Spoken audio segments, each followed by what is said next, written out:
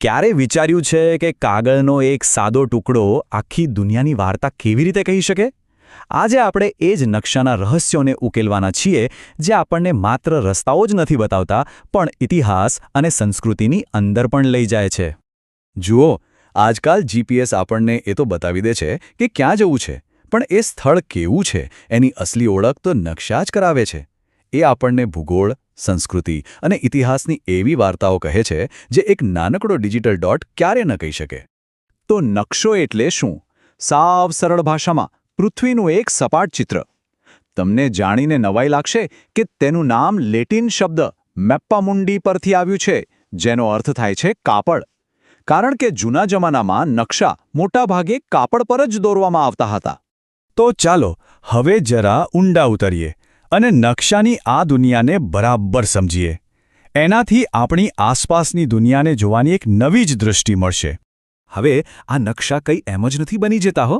એની પાછળ ખૂબ મહેનત હોય છે, સર્વેક્ષણથી લઈને સેટેલાઇટ ઇમેજિંગ સુધી.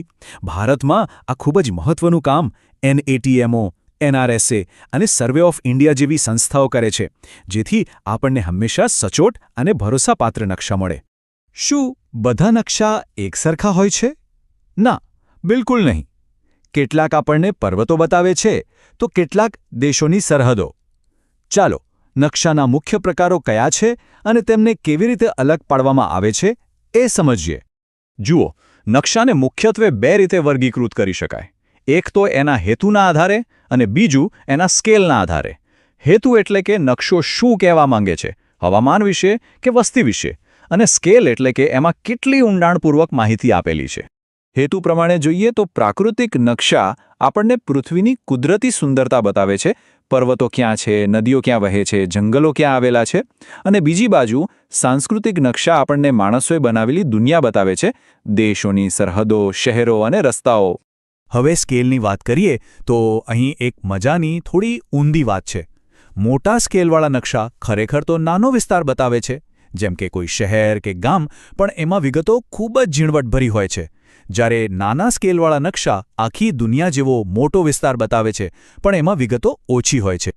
સારું, તો હવે આપણે નકશાના પ્રકારો તો જાણી લીધા, પણ એને વાંચવો કેવી રીતે?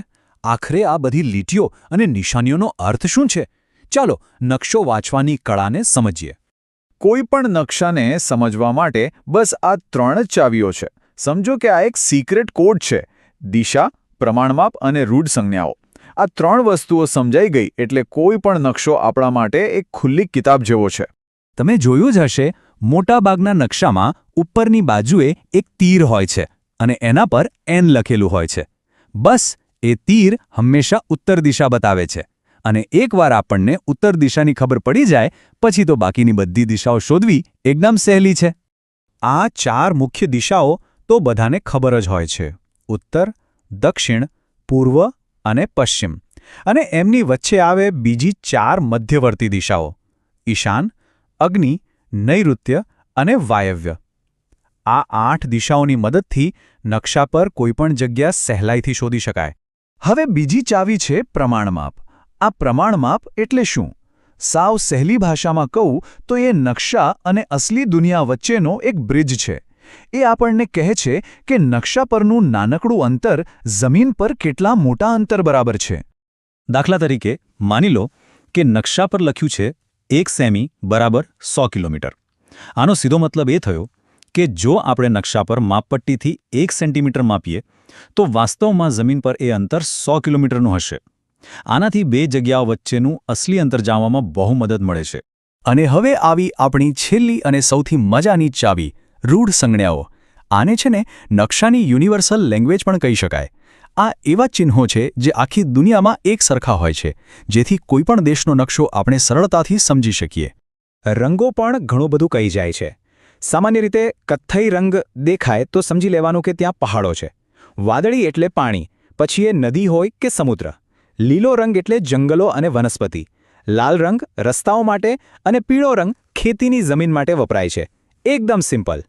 તો ચાલો અત્યાર સુધી આપણે જે પણ શીખ્યા એ બધી ચાવીઓનો ઉપયોગ કરીને હવે આપણા ભારતના નકશાને સમજવાની કોશિશ કરીએ. જુઓ, આ છે આપણો ભારતનો નકશો. એના પરથી તરત જ ખબર પડે છે કે ભારત પૃથ્વીના ઉત્તર-પૂર્વ ગોળાર્ધમાં આવેલું છે. તે એશિયા ખંડના દક્ષિણ ભાગમાં છે. એની ઉત્તરે વિશાળ હિમાલય પર્વતમાળા છે, પૂર્વમાં બંગાળનો ઉપસાગર અને પશ્ચિમમાં અરબી સમુદ્ર છે. હવે આ જે આંકડા છે ને, અક્ષાંશ અને રેખાંશ, એ પૃથ્વી પર ભારતનું પાક્કું એડ્રેસ છે, એકદમ ચોક્કસ લોકેશન. ભારત 8 ડિગ્રી 4 મિનિટથી 37 ડિગ્રી 6 મિનિટ ઉત્તર અક્ષાંશ અને 68 ડિગ્રી 7 મિનિટથી 97 ડિગ્રી 25 મિનિટ પૂર્વ રેખાંશની વચ્ચે આવેલું છે. આ વાત એકદમ સાચી છે. દરેક નકશો માત્ર લાઈનો અને રંગોનો ખેલ નથી. એની અંદર એ જગ્યાના ભૂગોળ, ઇતિહાસ અને ત્યાંના લોકોની એક આખી વાર્તા છુપાયેલી હોય છે.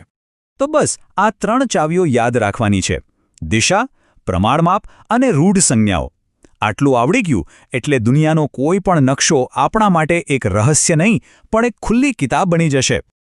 તો હવે જ્યારે નકશાને સમજવાનો કોડ આપણી પાસે છે, ત્યારે સવાલ એ છે કે આપણે હવે પછી કઈ વાર્તા શોધીશું?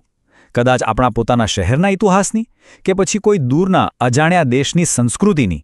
આખી દુનિયા એક ખુલ્લા પુસ્તક જેવી છે અને નકશા એના પાના છે. બસ હવે એને વાંચવાની શરૂઆત કરવાની છે.